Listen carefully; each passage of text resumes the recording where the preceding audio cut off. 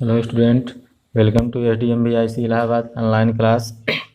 तो इस समय सामाजिक विज्ञान में क्लास 8 के सामाजिक विज्ञान में भूगोल का तीसरा चैप्टर पढ़ाया जा रहा है, शक्ति और ऊर्जा के संसाधन। तो आपने कहाँ तक समझा? शक्ति और ऊर्जा के संसाधन में जो नवीकरणीय संसाधन थे और उससे संबंधित उसके अंतर्गत कौन कौन से संसाधन आते हैं, जैसे कोयला हो गया, पेट्रोलियम हो गया। ये इसमें इसके आगे ये आप पढ़ चुके हैं। आप कोयला और पेट्रोलियम क्या है? एक अनवीकरणीय संसाधन है जिस उपयोग करने के बाद समाप्त हो जाएंगे। तो यहाँ तक आपने पढ़ा था। आगे अब तेल शोधन देखिए। तेल शोधन में मतलब ये है कि जो कच्चे तेल निकलते हैं उसको शुद्ध करने के लिए बहुत सारे कारखाने लगाए गए हैं, तो वही होते हैं तेल शोधन। तो भारत में जो तेल शोधन कारखाने हैं कितने हैं? 14। भारत में कितने तेल शोधन कारखाने हैं? 14। अब इनकी जो शोधन क्षमता है वो कितनी है? 65 मैट्रिक टन।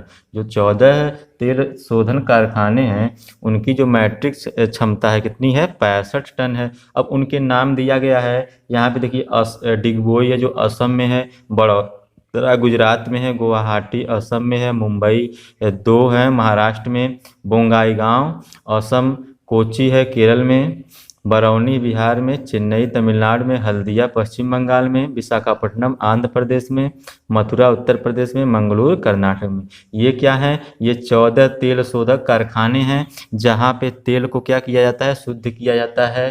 तो इन कारखानों में क्या किया जाता है? तेल को शुद्ध किया जाता है। एक और नया तेल शोधक कारखाना बनाया गया है, कहाँ पे? तमिलनाडु में। तमिलनाडु के कहाँ पे? पन्नमगुड़ी जो स्थान है वहाँ पे एक और तेल शोधक कारखाना बनाया गया है, और यहाँ भी क्या काम होता है? तेल शोधन का काम होता है। साथ ही साथ पानीपत जो कहाँ पे है? हरियाणा में। पानीपत जो स्थान है हरियाणा में है, वहाँ पे स्थित तेल शोधन कारखाने पर निर्माण का काम चल रहा है। मतलब ये है कि 14 तेल शोधक कारखाने हैं। एक नया कारखाना जो बना है वो कहाँ पे बना है? तमिलनाडु में। और एक जो पानीपत है हरियाणा में, वहाँ पे भी एक कारखाना का निर्माण कार्य चल रहा है। वो जब बन जाएगा तो वहाँ पे भी तेल शोधन काम होंगे। तो ये थे जगहों के नाम। तो मुख्य रूप से भारत में जो तेल शोधक कारखाने हैं वर्तमान समय में कितने हैं? 14 हैं। अब आगे चलते हैं प्राकृतिक गैस पे। देखिए प्राकृतिक गैस। अब प्राकृतिक गैस जो है वह उन स्थानों पे पाए जाते हैं जहाँ पे तेल क्षेत्र हैं। जहाँ पे तेल क्षेत्र हैं, तेलों के भंडार हैं, वहीं पे प्राकृतिक गैस भी पाई जाती है। अब भारत में जो प्राकृतिक गैस भंडार है मुख्य रूप से कहाँ कहाँ पे हैं?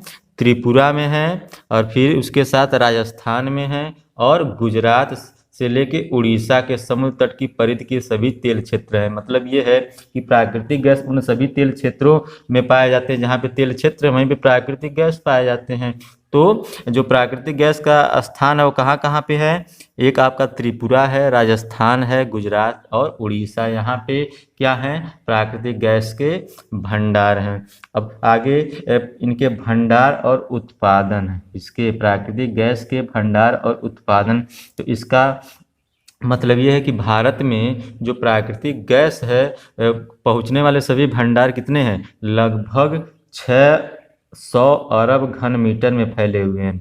जो प्राकृतिक गैस के भंडार हैं कितने क्षेत्रफल में फैले हुए हैं? 600 अरब घन मीटर में फैले हुए हैं। और साथ ही साथ स्वतंत्रता प्राप्ति के समय क्या हुआ? प्राकृतिक गैस का उत्पादन लगभग नगण्य था। स्वतंत्रता प्राप्ति के समय जब देश आज़ाद हुआ उस समय जो भंडार थे, भंडार तो पहले से ही थे लेकिन उनका उत्पादन नहीं होता था, क्योंकि उस समय सरकार किसकी थी? ब्रिटिश सरकार थी। वे इस काम में रुचि नहीं लिए। उनका मकसद क्या था? अधिकतम लाभ भारत से अर्जित करना, और भारतीयों का शोषण करते थे। तो इसलिए ये भारतीय विकास के बारे में उन्होंने ज़्यादा ध्यान नहीं दिया।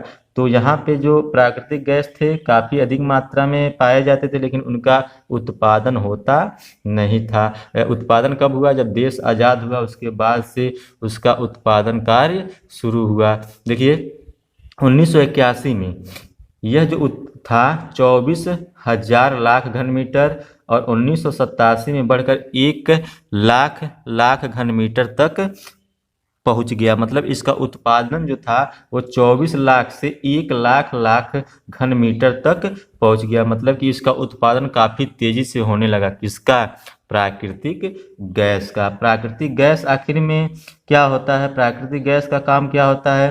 प्राकृतिक गैस का जो काम होता है वो ठंडा गर्म करने, जो घरों के प्रकाश करने वाले होते हैं, घरों में प्रकाश करने के लिए ठंडा और गर्म रखने में होता है। साथ ही साथ इसका जो प्रयोग होता है सड़कों पे आप सीएनजी वाले वाहन देखते होंगे, उसमें भी प्राकृतिक गैस का ही उपयोग किया जाता है।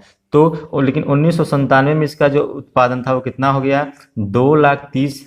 2,30,000 लाख घन मीटर रिकॉर्ड किया गया। मतलब कि इसका उत्पादन लगातार 1981 से 1997 तक लगातार बढ़ता रहा। देश की सरकार आई तो उन्होंने इसका उत्पादन पे ज़्यादा ध्यान दिया और प्राकृतिक गैस का उत्पादन बढ़ता रहा। अब जो इसका उत्पादन होता है प्राकृतिक गैस का, वो कहाँ कहाँ पे होता है?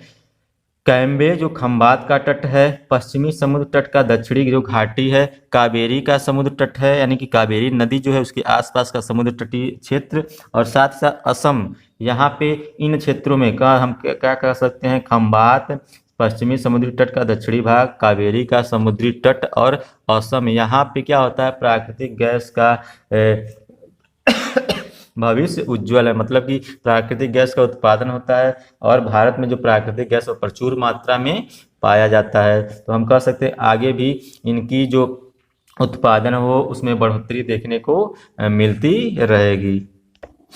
अब अगला पॉइंट क्या है?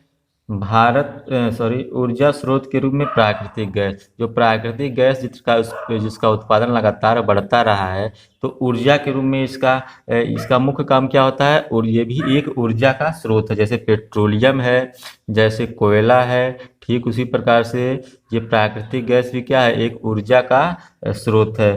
तो देखिए, अब भारत जैसे ऊर्जा की कमी वाले देश में, भारत में ऊर्जा की वैसे ही कमी है क्योंकि जनसंख्या भी ज़्यादा है और काफ़ी ऊर्जा की आवश्यकता है। तो ऐसे में प्राकृतिक गैस जो है वो एक वरदान साबित हुआ है। एक प्राकृतिक जो गैस है हमारे लिए क्या है? हमारे जैसे गरीब देशों के लिए, भारत जैसे गरीब देशों के लिए, ऊर्जा की कमी वाले देशों के लिए ये एक वरदान है, क्योंकि इसमें जो होता है इसका जो मूल्य भी होता है, इसका दाम वो अन्य पेट्रोल और डीजल कोयले के अपेक्षा कम होता है। इसके बहुत सारे उपयोग भी होते हैं। जो प्राकृतिक गैस है इसके बहुत सारे उपयोग होते हैं। प्राकृतिक गैस क्या करता है?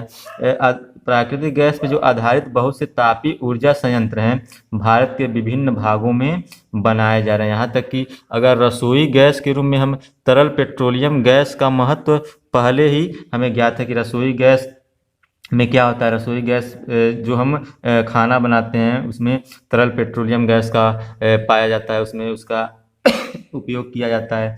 साथ ही साथ इसका प्रयोग घरों में प्रकाश करने, ठंडा और गर्म रखने में होता है। किसका? प्राकृतिक गैस का। साथ ही साथ क्या होता है? प्राकृतिक गैस से चलने वाले वाहन सड़क पर दिखाई देते हैं। दिल्ली में चलाई जा रही सीएनजी बसें प्राकृतिक गैस से ही चलती है। आप सीएनजी बसों के बारे में जानते होंगे। तो सीएनजी जो बसें होती हैं वे गैस से चलती हैं, न कि पेट्रोल या डीजल से। वो कैसे चलती हैं? गैस से चलती हैं। किस गैस से? वही जो प्राकृतिक गैस है, इसी गैस से वे गाड़ियाँ चलती हैं। अब हाल के कुछ वर्षों में प्राकृतिक गैस का प्रयोग उद्योगों के कच्चे माल के रूप में अधिकाधिक हो रहा है। यानी कि जो प्राकृतिक गैस है इसका उपयोग किस रूप में किया गया है? हाल के कुछ वर्षों में कच्चे माल के रूप में भी प्राकृतिक गैस का उपयोग किया गया है। अब जो उर्वरक संयंत्र है, यानी कि जहाँ पे खाद बनती है, उर्वरक बनती है, साथ ही साथ कृषि, उद्योग, औषधि विज्ञान के क्षेत्र में प्रमुख है। कौन? प्राकृतिक गैस का उपयोग उर्वरक संयंत्र में, कृषि में, उद्योग में और औषधि और विज्ञान के क्षेत्र में भी किया जा रहा है, जिनसे प्राकृतिक गैस कच्चे माल के रूप में प्रयोग की जाती है। इन्हीं क्षेत्रों में क्या होता है कि प्राकृतिक गैस का जो उपयोग किया जाता है वो कच्चे माल के रूप में किया जाता है।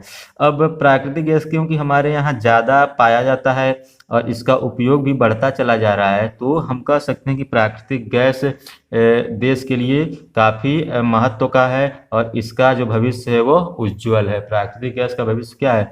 ये हमें बहुत सारे हमारे आवश्यकताओं को पूरा करता है। ऊर्जा की बहुत सारी आवश्यकताओं को प्राकृतिक गैस पूरा करता है। अब ये देखिए, मुंबई हो गया, मुंबई राज्य हो गया, गुजरात हो गया कि गैस क्षेत्रों में से प्राप्त प्राकृतिक गैसों को मध्य प्रदेश, राजस्थान और उत्तर प्रदेश जैसे राज्यों में 1300 किलोमीटर लंबी गैस पाइपलाइन के द्वारा ले जाया जा रहा है। मुंबई और गुजरात के गैस क्षेत्रों से, जहाँ पे मुंबई से गैस निकलता है, प्राकृतिक गैस गुजरात से निकलता है, वो उन क्षेत्रों को भेजा जाता है जहाँ पे गैस की कमी है, जहाँ पे प्राकृतिक गैस नहीं पाया जाता है। किन किन राज्यों में भेजा जाता है? मध्य प्रदेश में, राजस्थान और उत्तर प्रदेश में। गैस पाइपलाइन के द्वारा जमीन के अंदर पाइपलाइन बिछाया जाता है और 1700 किलोमीटर, उसकी लंबाई कितनी है? 1700 किलोमीटर। तो उतना दूर क्या किया जाता है? एक राज्य से दूसरे राज्य में भेजा जाता है ताकि वहाँ की ज़रूरतों को भी पूरा किया जा सके। तो इसी को क्या कहते हैं? इसी को HBJ, हाजिरा बीजापुर जगदीशपुर गैस पाइपलाइन कहते हैं। किसे? जिस गैस पाइपलाइन को गुजरात मुंबई से होते हुए मध्य प्रदेश, राजस्थान और उत्तर प्रदेश में भेजा जाता है, इसी को क्या कहते हैं? HBJ, यानी कि हाजिरा बीजापुर जगदीशपुर गैस पाइपलाइन कहते हैं। अब गैस जो है, अथॉरिटीज ऑफ इंडिया प्राकृतिक गैस बेचने वाली भारत की सबसे बड़ी कंपनी है। जो अथॉरिटी ऑफ इंडिया है वो प्राकृतिक गैस को क्या करती है? बेचती है, और वो भारत की सबसे बड़ी कंपनी है। और यह जो है भारत में 3000 किलोमीटर लंबी पाइपलाइन का प्रचालन करती है। मतलब कि इसका जो फैलाव है कितना दूर है? 3000 किलोमीटर तक ये गैस का आदान प्रदान करती है। उस कंपनी का क्या नाम है? गैस अथॉरिटी ऑफ इंडिया, जो क्या करती है? भारत की सबसे बड़ी गैस बेचने वाली कंपनी है। तो ये था प्राकृतिक गैस। अब अगले पॉइंट पे हम चलते हैं, नाभिकीय ऊर्जा। देखिए, नाभिकीय ऊर्जा क्या होता है? नाभिक के विखंडन से प्राप्त ऊर्जा को ही क्या कहा जाता है? नाभिकीय ऊर्जा कहा जाता है। अब नाभिकीय ऊर्जा का जो उत्पादन होता है उसमें यूरेनियम का उपयोग होता है, थोरियम का उपयोग होता है, इसके साथ साथ जिरकोमियम का उपयोग होता है और चेरेलाइट। ये सब महत्वपूर्ण खनिज हैं जिनका उपयोग नाभिकीय ऊर्जा के उत्पादन के लिए किया जाता है। देखिए, नाभिकीय ऊर्जा है, ऊर्जा का एक महत्वपूर्ण और चिर अस्थायी स्रोत है। नाभिकीय ऊर्जा क्या है? काफ़ी महत्वपूर्ण ऊर्जा का स्रोत है। जैसे पेट्रोलियम है, प्राकृतिक गैस है, ठीक उसी प्रकार से नाभिकीय ऊर्जा भी काफ़ी महत्वपूर्ण है। साथ ही साथ गुणवत्ता वाले कोयले और प्राकृतिक तेल की भारत में जो है कमी है। भारत में पेट्रोलियम की भी कमी है, कोयले की भी कमी है, और यहाँ तक कि प्राकृतिक तेल की कमी है। तो ये कमी को किसके द्वारा पूरा किया जाने की संभावना है? नाभिकीय ऊर्जा के द्वारा ही इस कमी को पूरा किया जा सकता है। तो यह आशा किया जा रहा है कि नाभिकीय ऊर्जा जो है एक अनुपूरक भूमिका का निर्वाह करेगा। मतलब कि जो कमियां हैं उस कमी को कौन पूरा करेगा? नाभिकीय ऊर्जा पूरा करेगा। तो मैंने क्या बताया कि नाभिकीय ऊर्जा जो है उसका उत्पादन करने में बहुत सारे खनिजों का उपयोग होता है, जिनमें यूरेनियम, थोरियम, जिरकोनियम और चेरालाइट जो है वो मुख्य हैं। अब देखिए, यूरेनियम, एक तो यूरेनियम जो है वो यूरेनियम की 1 ग्राम जो मात्रा है वो 1000 टन कोयले के बराबर शक्ति होता है। मतलब कि जो ये यूरेनियम में उतनी शक्ति होती है जितनी कि 1 ग्राम यूरेनियम में उतनी शक्ति होती है जितनी कि 1000 टन कोयला। 1000 टन कोयले में जितनी शक्ति होगी, जितनी उससे ऊर्जा मिलेगी, उतनी ऊर्जा सिर्फ 1 ग्राम यूरेनियम में ही मिल जाएगी। इससे आप अंदाज़ा लगा सकते हैं कि यूरेनियम कितनी बड़ी ऊर्जा का, कितना बड़ा ऊर्जा के लिए महत्वपूर्ण साधन साबित हो सकता है। साथ ही साथ इसके अलावा भी बहुत सारे ऊर्जा के स्रोत हैं। जैसे आप जानते हैं कि कोयला है, पेट्रोलियम है, प्राकृतिक गैस, लेकिन जो ऊर्जा का सबसे महत्वपूर्ण स्रोत है जिसमें काफ़ी अधिक ऊर्जा हमें मिलती है वो क्या है? यूरेनियम। साथ ही साथ नाभिकीय शक्ति गृहों को आसानी से उन स्थानों पर लगाया जा सकता है जहां अन्य शक्तियों के शक्ति संसाधन नहीं है। नाभिकीय शक्ति है, उन हर जगह पे इसका उपयोग किया जा सकता है। नाभिकीय शक्ति, नाभिकीय ऊर्जा का प्रयोग हम कह सकते हैं कि हर जगह कर सकते हैं। अब यह बीज परिष्कार नाभिकीय ऊर्जा से करके कृषि को उन्नत करती है। ये कृषि में भी इसका महत्वपूर्ण योगदान होता है। नाभिकीय ऊर्जा का जो योगदान है वो कृषि में भी होता है। साथ ही साथ औषधि तथा चिकित्सा के क्षेत्रों में भी इसका उपयोग होता है। तो नाभिकीय ऊर्जा का प्रयोग हम कह सकते हैं कि कृषि में भी होता है, औषधि में भी होता है, चिकित्सा के क्षेत्र में भी होता है। हर क्षेत्र में नाभिकीय ऊर्जा का प्रयोग किया जाता है। भारत थोरियम, जिरकोनियम आदि कुछ नाभिकीय खनिजों से समृद्ध है। अब भारत में जैसे मैंने बताया कि नाभिकीय ऊर्जा उत्पादन के बहुत सारे खनिज का उपयोग किया जाता है, जिनमें यूरेनियम होता है, थोरियम होता है, जिरकोनियम होता है और चेरेलाइट होता है। उसमें से जो थोरियम है और जिरकोनियम, इसका उपयोग भारत में, मतलब कि इसका उत्पादन जो है वो भारत में होता है। ये थोरियम और जिरकोनियम का उत्पादन भारत में होता है। यह खनिज भारत में पर्याप्त मात्रा में पाए जाते हैं। तो इस हिसाब से हम कह सकते हैं कि ऊर्जा इनसे काफ़ी अधिक मात्रा में मिलने की संभावना है। भारत में जो नाभिकीय ऊर्जा का विकास का भविष्य हम इस हिसाब से कह सकते हैं कि उज्ज्वल है। क्यों? क्योंकि जिससे नाभिकीय ऊर्जा उत्पन्न होगी वो खनिज थोरियम, जिरकोनियम भारत में उपलब्ध हैं। तो इससे हम कह सकते हैं कि नाभिकीय ऊर्जा भविष्य में भी आपको मिलती रहेगी, क्योंकि जिससे खनिज है, इसके खनिज वो भारत में उपलब्ध हैं। साथ ही साथ तकनीक क्षमता धारण करती है। ये जो नाभिकीय ऊर्जा है तकनीक क्षमता धारण करती है और नाभिकीय विद्युत उत्पादन करने की आवश्यक सामग्री है, मतलब कि इससे नाभिकीय ऊर्जा हम उत्पादन कर सकते हैं। तो इतना अवश्य है कि इसके लिए बड़ी मात्रा में क्या की जाए, पूंजी निवेश करने की आवश्यकता। नाभिकीय ऊर्जा की हमें आवश्यकता है तो उसके लिए क्या करना पड़ेगा, पूंजी लगाना पड़ेगा, क्योंकि थोरियम और जिरकोनियम तो भारत में ये खनिज उपलब्ध हैं, लेकिन इसको निकालने के लिए, फिर इसको नाभिकीय ऊर्जा में बदलने के लिए पूंजी की आवश्यकता पड़ेगी। तो अगर पूंजी लगाया जाए तो इससे ऊर्जा हमें नाभिकीय ऊर्जा मिल सकती है। तो आई होप आपको नाभिकीय ऊर्जा के बारे में समझ में आया होगा। नाभिक के विखंडन से प्राप्त ऊर्जा को ही क्या कहते हैं, नाभिकीय ऊर्जा कहते हैं। नाभिकीय ऊर्जा जो हमें मिलता है वो कुछ महत्वपूर्ण खनिजों से मिलता है, जिनमें यूरेनियम हो गया, थोरियम, जिरकोनियम, चेरेलाइट, ये हैं नाभिकीय ऊर्जा देने वाले खनिज। अब आगे है यूरेनियम। जो आपने समझा कि 1 ग्राम यूरेनियम 1000 टन कोयले की शक्ति के बराबर ऊर्जा देता है, तो उसके भंडार कहाँ कहाँ पे है? तो यूरेनियम के जो भंडार हैं वो कहाँ है? बिहार के सिंहभूम में, आंध्र प्रदेश, राजस्थान, हिमाचल प्रदेश, उत्तर प्रदेश, असम, इन राज्यों में जो यूरेनियम है उसके भंडार पाए जाते हैं। सर्वाधिक महत्वपूर्ण यूरेनियम की खान सिंहभूम जिले के जदुगुड़ा नामक स्थान पे है। अब जो सबसे महत्वपूर्ण यूरेनियम की खान है, मतलब कि सबसे अधिक मात्रा में यूरेनियम पाई जाती है, वो कहाँ पे पाई जाती है? सिंहभूम जिले के जो जदुगुड़ा नामक स्थान पे सबसे महत्वपूर्ण यूरेनियम पाई जाती है। साथ ही साथ भारत में मोनाजाइट रेत का विपुल भंडार है। मोनाजाइट रेत भी पर्याप्त मात्रा में भारत में पाया जाता है। अब मोनाजाइट क्या है? मोनाजाइट जो रेत है उससे क्या निकलता है? थोरियम निकलता है। क्या निकलता है? मोनाजाइट रेत से थोरियम निकलता है। और यह रेत कहाँ पे पाई जाती है? केरल के समुद्र तट पर निकलती है। मोनाजाइट रेत कहाँ पे निकलती है? केरल के समुद्र तट पे निकलती है, जिसमें क्या मिलता है? थोरियम मिलता है। अब थोरियम क्या है? थोरियम बहुत ही महत्वपूर्ण एक नाभिकीय खनिज है, जिससे नाभिकीय ऊर्जा हमें मिलता है।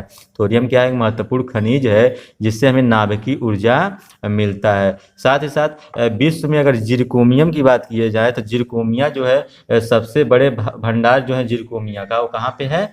भारत में है। थोरियम का भंडार कहाँ है? केरल के समुद्र तट पे थोरियम निकलता है, क्योंकि केरल के समुद्र तट पर मोनाजाइट रेत निकलता है, उसमें से थोरियम निकलता है।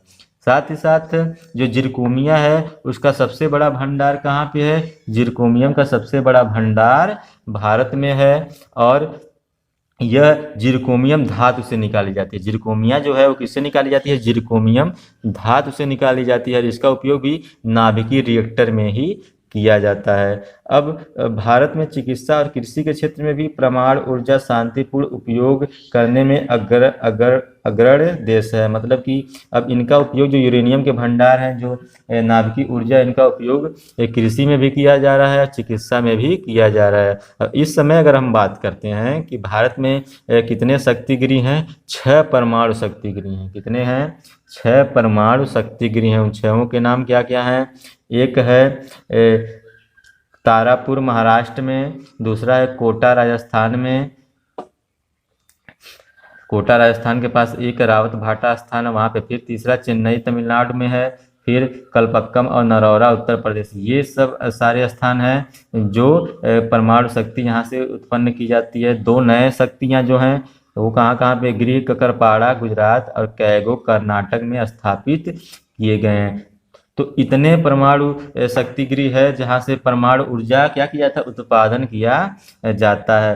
भारत में बाहर से किसी तरह की सहायता लिए बिना शक्ति गृहों को बनाने, निर्माण करने और चलाने की क्षमता है। मतलब कि भारत क्या करता है, अपने दम पे इन शक्तियों का, इन सभी प्रकार के ऊर्जा का उपयोग और ऊर्जा शक्ति को बनाने में भारत अकेले दम पे अपने इसका प्रयोग करता है, इसका उत्पादन करता है। तो ये था यूरेनियम के भंडार।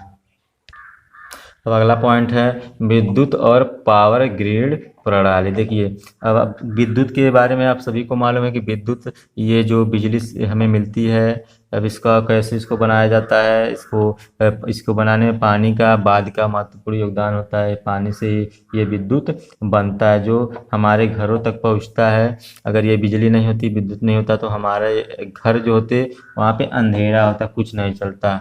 तो विद्युत हमारे लिए काफ़ी महत्वपूर्ण है। ये बहुत सारे इसके काम हैं, बहुत सारे कामों में ये मदद करते हैं।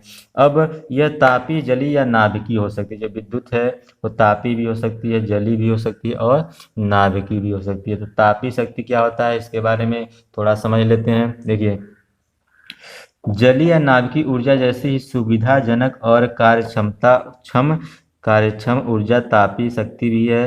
तापी संयंत्र क्या होता है, तापी विद्युत का उत्पादन करने के लिए कोयला, खनिज तेल और प्राकृतिक गैस का प्रयोग करते हैं। मतलब ये है कि जो तापी ऊर्जा हमें मिलना होता है, उसको मिलने के लिए क्या किया जाता है, किसका उपयोग किया जाता है, तापी विद्युत का उत्पादन करने के लिए कोयले का प्रयोग किया जाता है। साथ ही साथ कोयले के साथ खनिज तेल और प्राकृतिक गैस का उपयोग किया जाता है। उसके बाद से हमें तापी शक्ति या तापी विद्युत मिलता है।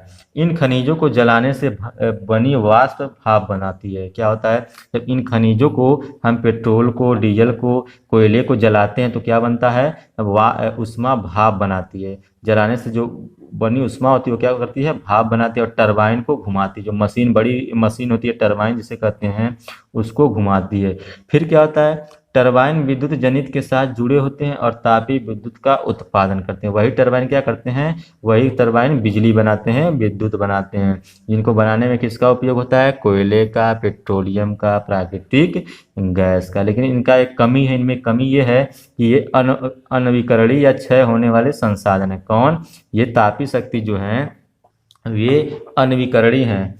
अब अनवीकरणीय संसाधन अब जानते हैं क्या होते हैं, जो एक बार प्रयोग करने के बाद समाप्त हो जाते हैं। क्यों, क्योंकि जो तापी शक्ति वो आखिर में चलती किससे है, उसको चलाने में कोयले का उपयोग किया जाता है, खनिज तेल का उपयोग किया जाता है, प्राकृतिक गैस का। तो ये सभी अनवीकरणीय संसाधन है, कभी न कभी समाप्त हो जाएंगे। जब ये समाप्त हो जाएंगे तो तापी शक्ति भी हमें नहीं मिल पाएगी, क्योंकि टरबाइन को चलाने के लिए इन खनिजों का प्रयोग किया जाता है। तो ये सबसे बड़ा इसमें दोष है।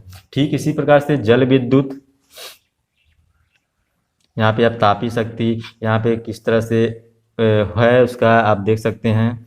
तो जल विद्युत जो होते हैं वो क्या किया था, झरने या मानव निर्मित बांध से गिरते हुए, झरना या मानव जो बांध बनाता है उसके जल को, पानी को नीचे गिराया जाता है और फिर उसके बाद से जल विद्युत उत्पादन किया जाता है। देखिए, ऊंचाई से जब पानी गिरता है, जल गिरता है और वो बल जो उससे उत्पन्न बल होता है, जब ऊपर से पानी नीचे गिरता है तो उससे जो बल उत्पन्न होता है वो टरबाइन को घुमाता है। जो मशीन, बड़ी मशीन होती है टरबाइन, उसको घुमाता है और टरबाइन जो होती है विद्युत जनित के साथ जुड़ी होती है और जल विद्युत का उत्पादन करती है। इसी से जल विद्युत बनता है। टरबाइन जब ऊपर से पानी गिरता है टरबाइन पे, वो टरबाइन को घुमाती है। टरबाइन जो होता है वो विद्युत जनित से जुड़ा होता है और उसके बाद जल विद्युत उत्पन्न होता है। अब जल विद्युत का जो मुख्य स्रोत है वो क्या है, जल है। अगर जल ना हो तो जल विद्युत बन सकता है, नहीं बन सकता है। तो जल विद्युत का जो स्रोत है जल है, जो प्रचुर मात्रा में अक्षरणीय संसाधन, यह समाप्त होने वाला नहीं है। जल समाप्त होगा नहीं। तो जल विद्युत जो होते हैं प्रदूषण से मुक्त होते हैं, इसमें प्रदूषण भी नहीं होता है। कोयले से प्रदूषण होता है, पेट्रोलियम से प्रदूषण होता है, लेकिन जल विद्युत से प्रदूषण नहीं होता है। तो अब उसके बारे में हमें थोड़ा सा जानना कि भारत में जो विद्युत उत्पादन है, तो भारत में जो जल विद्युत उत्पादन है वो स्वतंत्रता के बाद उसका उत्पादन बढ़ा है। स्वतंत्रता से पहले जल विद्युत का उत्पादन नहीं था, ना के बराबर था। लेकिन जैसे ही देश आज़ाद हुआ जल विद्युत का उत्पादन दिन प्रतिदिन बढ़ता रहा है। देखिए स्वतंत्रता प्राप्ति के समय हमारी विद्युत उत्पादन वाणिज्यिक क्षमता 1400 मेगावाट थी। कितनी थी? 1400 मेगावाट थी, जो समय के साथ बढ़ती रही। 1996-97 के समाप्त होने पर यह बढ़ गया, कितना हो गया? 86,000 मेगावाट हो गया। स्वतंत्रता प्राप्ति के समय कितना था? 1400, 1400। 1996-97 में यानी कि अगले लगभग 50 वर्षों में ये कितना हो गया? 86,000 मेगावाट हो गया। तो हम कह सकते हैं कि जल विद्युत का उत्पादन दिनों दिन बढ़ता चला गया है। हमने विद्युत उत्पादन में बहुत अच्छी प्रगति की है, लेकिन ये मांग की तुलना में अभी भी कम है। क्यों? कि हमारी जनसंख्या, हमारे देश की जनसंख्या काफ़ी अधिक है। तो काफ़ी अधिक होने के कारण अभी जो इसकी मांग है जल विद्युत की, वो उस मांग की पूर्ति नहीं हो पाई, उतना उत्पादन नहीं हो पाता है जितना कि उसकी पूर्ति की जानी चाहिए। तो जल विद्युत को और अधिक उत्पादन करने की आवश्यकता है। अब आते हैं अगले पॉइंट पे, पावर ग्रिड प्रणाली। ये आप देख सकते हैं, यही है पावर ग्रिड प्रणाली है। इस तरह का आप ये आप कहीं पे भी घूमने जाएंगे अगल बगल के शहरों में, आप इस तरह के पावर ग्रिड प्रणाली को जरूर देखे होंगे। तो देखिए अब भारत में हम विभिन्न प्रकार के शक्ति गृहों को देखते हैं। ये बड़े छोटे दोनों तरह के होते हैं। आप देखे होंगे कहीं बड़ी गृह होते हैं, शक्ति गृह होते हैं, कहीं पे छोटे। तो बड़े छोटे होते हैं जो पूरे भारत में फैले हुए हैं। ऐसा नहीं है कि एक राज्य या दो राज्य में। ये इस प्रकार के पावर ग्रिड जो हैं वो पूरे भारत में फैले हुए हैं। ये करते क्या हैं? ये शक्ति गृह तापीय, जलीय और नाभिकीय विद्युत का उत्पादन करते हैं। इससे क्या होता है?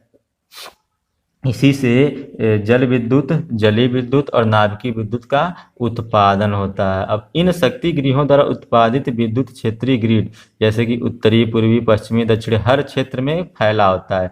जो उत्पादन होता है उसको हर क्षेत्र में भेजा जाता है। अब एक क्षेत्रीय ग्रिड जो है कोयला, पेट्रोलियम, प्राकृतिक गैस, जल तथा नाभिकीय खनिजों जैसे विद्युत के सभी प्रमुख स्रोतों द्वारा उत्पादित विद्युत को प्राप्त करता है। मतलब कि उसको चलाने में इन सभी खनिजों का उपयोग किया जाता है। फिर जाके जो विद्युत उत्पन्न होता है उसका पूरे देश में वितरण किया जाता है। पूरे देश में उसको जहाँ जिस राज्य को आवश्यकता होती है उस हिसाब से उसको भेजा जाता है। देश में एकमात्र राष्ट्रीय विद्युत ग्रिड को बनाने या विकसित करने का प्रस्ताव है। अभी भी देश में विद्युत ग्रिड बना नहीं है, उसको बनाने की संभावना है, उसको बनाने का प्रयास किया जा रहा है।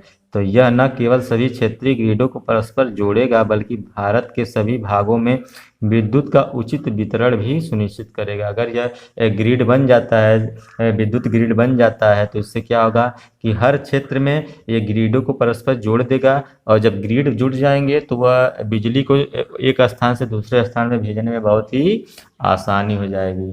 तो ये था पावर ग्रिड प्रणाली। स्टूडेंट, आपने आज क्या पढ़ा? तेल शोधन के बारे में, प्राकृतिक गैस के बारे में, नाभिकीय ऊर्जा, विद्युत, पावर ग्रिड प्रणाली। आई होप आपको इतना समझ में आया होगा। अगले वीडियो में हम इसके आगे कुछ पॉइंट और बचे हुए उसके बारे में पढ़ेंगे। तो आज के लिए इतना ही। धन्यवाद।